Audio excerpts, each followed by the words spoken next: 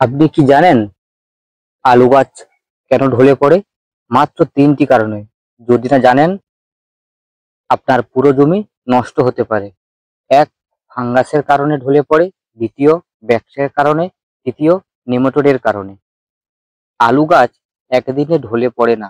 ভেতরে ভেতরে এমন একটা রোগ লাগে, যা আগে না ধরতে পারলে আপনার জমির ফসল ৩০ থেকে ৫০% পর্যন্ত নষ্ট হয়ে যেতে পারে।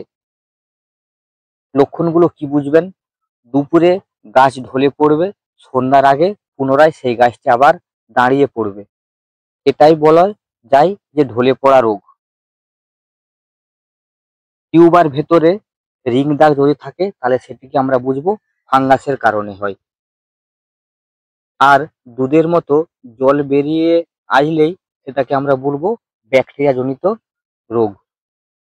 নোংরা বীজ, জল নিকাশি ভালো না থাকলে সেটাকে আমরা বলবো নিমাটোডের কারণে এই রোগগুলো অ্যাটাক হয়।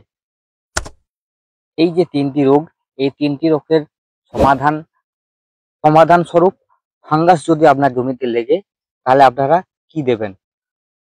ব্লু কপার দেবেন, নচেত ব্যাভিস্টিন দেবেন, নচেত রেডোমিল গোল্ড ব্যবহার করতে পারেন, নচেত বায়ারের অ্যান্ট্রাকল আপনারা ব্যবহার করতে পারেন ফাঙ্গাসে অ্যাটাকের জন্য।